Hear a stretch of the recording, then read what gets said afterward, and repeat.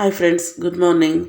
Time ಬಂದು 7:30 ಆಗಿದೆ. ಈಗ ತಿಂಡಿ ಮಾಡೋಣ ಅಂತೇಳ್ಬಿಟ್ಟು ಅಕ್ಕಿ ರೊಟ್ಟಿ ಮಾಡೋಣ ಅಂತೇಳ್ಬಿಟ್ಟು ಹಿಟ್ಟನ್ನೆಲ್ಲ ಕೂರಿಸ್ಕೊಂಡು ಹಿಟ್ಟು ನಾದ್ಕೋತಾ ಇದ್ದೀನಿ.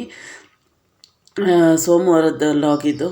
ಭಾನುವಾರ ಯಾವುದೇ ರೀತಿ ವೀಡಿಯೋ ಮಾಡೋಕ್ಕೆ ಹೋಗಲಿಲ್ಲ. ಯಾಕಂತ ಹೇಳಿದ್ರೆ ಹಿಂದಿನ ದಿನ ಶನಿವಾರ ಶಿವಮೊಗ್ಗಕ್ಕೆ ಹೋಗಿದ್ವಲ್ಲ, ಆವಾಗ ಜ್ಯೂಸ್ ಕುಡಿದ್ಬಿಟ್ವು. ಅಲ್ಲಿ ಜ್ಯೂಸ್ ಸೆಂಟ್ರಿಗೆ ಹೋಗಿ ತಿಂಡಿ ಎಲ್ಲ ಆಗಿತ್ತು. ತುಂಬಾ ಬಿಸಿಲಿದ್ದರಿಂದ ಜ್ಯೂಸ್ ಕುಡಿಯೋಣ ಅಂತೇಳ್ಬಿಟ್ಟು ಅಲ್ಲಿಗೆ ಹೋದ್ವು. ಅವರು ಅದೇನು ಜ್ಯೂಸ್ ಮಾಡಿಬಿಟ್ಟು ರೆಡಿ ಮಾಡಿ ಏನಾರು ಫ್ರಿಜ್ಜಲ್ಲಿ ಇಟ್ಟಿದ್ರು, ಏನಂತ ಗೊತ್ತಿಲ್ಲ. 12 hours ಇಟ್ಬಿಟ್ಟಿದ್ರು, ಏನಂತ ಗೊತ್ತಿಲ್ಲ. ಜ್ಯೂಸ್ ಅಂತೂ ಕುಡಿಯೋಕ್ಕೆ ಆಗ್ತಿರಲಿಲ್ಲ. ಅಷ್ಟು ಕೋಲ್ಡ್ ಅಂದರೆ ಕೋಲ್ಡಾಗಿತ್ತು ಜ್ಯೂಸು. ಹಾಗಾಗಿ ಕುಡಿಯೋಕ್ಕಾಗ್ದಲೇ ಕಷ್ಟಪಟ್ಟು ಸಂಕಟ ಪಟ್ಕೊಂಡು ಕುಡ್ದಿದ್ದಾಯಿತು ಅಂತಾರಲ್ಲ, ಅಷ್ಟು ಕೋಲ್ಡಾಗಿತ್ತು. ಬಿಟ್ಟು ಬರೋಣ ಅಂತೇಳಿ ಅನ್ಸಿದ್ರೆ ಒಂದ್ಸರಿ ನನಗೆ ಫುಡ್ ಆ ಥರ ವೇಸ್ಟ್ ಮಾಡೋಕ್ಕೂ ಬೇಜಾರಾಗ್ತಿರುತ್ತೆ. ಏನಕ್ಕಪ್ಪ ಹಿಂಗೆ ಬಿಟ್ಟು ವೇಸ್ಟ್ ಮಾಡಿ ಹೋಗೋದು, ಒಂದು 10 ನಿಮಿಷ ಬಿಟ್ಟು ಕುಡ್ಕೊಂಡೇ ಹೋಗೋಣ ಅಂದರೆ ಅದು 5 ಅಲ್ಲ 10 ನಿಮಿಷ ಬಿಟ್ಟರು ಅದೇನು ಸರಿ ಆಗಲಿಲ್ಲ. ಮತ್ತು ಇನ್ನೇನು ಮಾಡೋದು ಅಂತೇಳ್ಬಿಟ್ಟು ಕುಡ್ಕೊಂಡು ಬಂದು, ಬೇಸಿಗೆಗೆ ಸೆಕೆಗೂ ಅದಕ್ಕೂ ಸ್ವಲ್ಪ ತಣ್ಣಗಾಗ್ತಿತ್ತಲ್ಲ ಅಂತೇಳಿ ಕುಡಿದು ಬಂದಿದ್ದೆ ಅಷ್ಟೇ. ಅವಾಗೇನೂ ಗೊತ್ತಾಗಲಿಲ್ಲ. ಅವತ್ತಿನ ದಿನ ಸಂಜೆನೇ ಮನೆಯವ್ರಿಗೆ ತಲೆನೋವು ಶುರು ಆಯಿತು. ರಾತ್ರಿ ಅವ್ರು ತಲೆನೋವು ಅಂತಿದ್ರು. ನನಗೇನೂ ಆಗಿರಲಿಲ್ಲ. ಬೆಳಿಗ್ಗೆ ನಾನು ಸ್ವಲ್ಪ ಆರಾಮಾಗೇ ಇದ್ದೆ. ಬೆಳಗ್ಗೆ ಎದ್ದು ಮಟನ್ ಸಾಂಬಾರು ಒಂದು ಮಾಡಿದೆ, ಅಷ್ಟೇ ಬಿಟ್ಟರೆ ಆಮೇಲೆ ತಲೆನೋವು ಶುರುವಾಗಿ ತಪ್ಪಿ ತಲೆನೋವು ಕಡಿಮೆ ಆಗಲಿಲ್ಲ. ಅಷ್ಟೊಂದು ತಲೆನೋವು. ನನಗೆ ತುಂಬಾ ಭಯ ಆಗೋಗ್ಬಿಟ್ಟಿತ್ತು, ಎಲ್ಲಿ ನನಗೆ ಗಂಟ್ಲು ಇನ್ಫೆಕ್ಷನ್ ಆಗಿಬಿಡುತ್ತೋ ಅಂತೇಳಿ. ಯಾಕಂದರೆ ಈ ಬೇಸಿಗೆಯಲ್ಲಿ ತುಂಬಾ ಕೋಲ್ಡ್ ಇರೋವಂಥ ನೀರಾಗಲಿ, ಜ್ಯೂಸ್ ಆಗಲಿ, ಇದು ಐಸ್ ಕ್ರೀಮ್ ಆಗಲಿ, ಇದನ್ನೆಲ್ಲ ತಿನ್ನೋದು ಸುಮ್ಮನೆ ಕಡಿಮೆ. ನಾನು ಮೊನ್ನೆ ಸೆಕೆ ತಡ್ಕೊಳಕ್ಕಾಗ್ದೇ ನಾನು ಅಲ್ಲಿ ಜ್ಯೂಸ್ ಕುಡ್ದಿದ್ದು.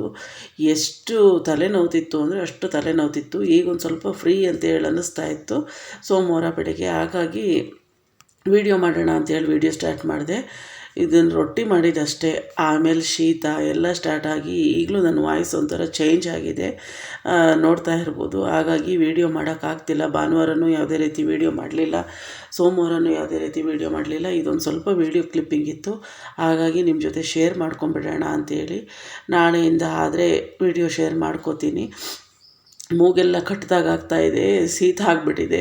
ತಲೆನೋವು ಕಡಿಮೆ ಆಯಿತು. ಕಡಿಮೆ ಆಗಿದ್ದ ತಕ್ಷಣ ಶೀತ ಸ್ಟಾರ್ಟ್ ಆಗಿಬಿಡ್ತು. ಅದನ್ನೇ ನಾನು ನಿಮ್ಮ ಜೊತೆ ಮಾತಾಡಿಕೊಂಡು ಹೇಳ್ಕೊಂಡು ವೀಡಿಯೋ ಸ್ಟಾರ್ಟ್ ಮಾಡಿದೆ.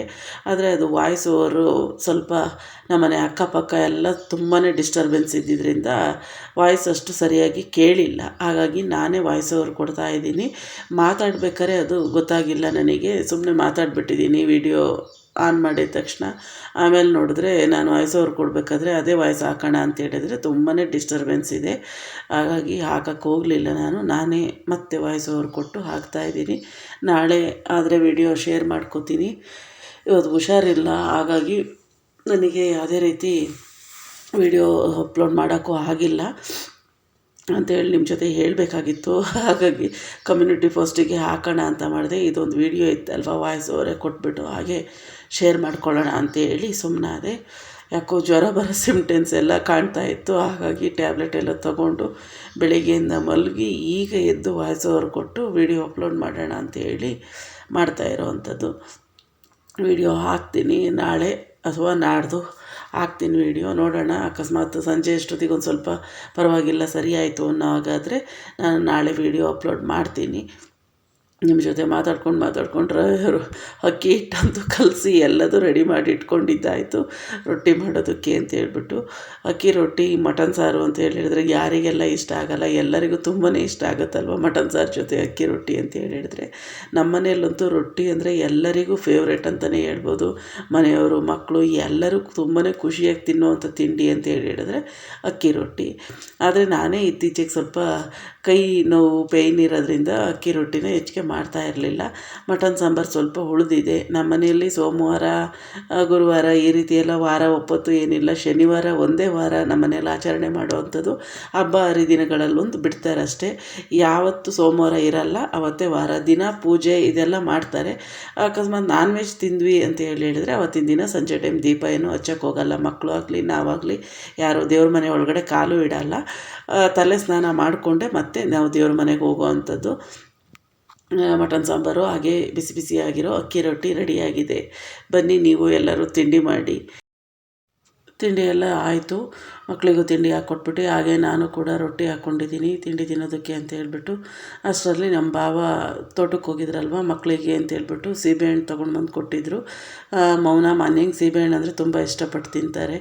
ಸೀಬೆಹಣ್ಣೆಲ್ಲ ತಿಂದ್ಕೊಂಡು ಮಾನ್ಯ ಆಗಿ ಬಿಸ್ಕೆಟ್ ತಿಂದ್ಕೊಂಡು ಮನೆಯಲ್ಲಿ ಈಗಂತೂ ಗೊತ್ತಲ್ವ ಮಕ್ಕಳು ಇದ್ದರು ಮನೆಯಲ್ಲಿ ಅಂದರೆ ಏನಾದರೂ ಒಂದು ಕುರುಕು ಮೇವು ಅದು ಇದು ಇರಬೇಕು.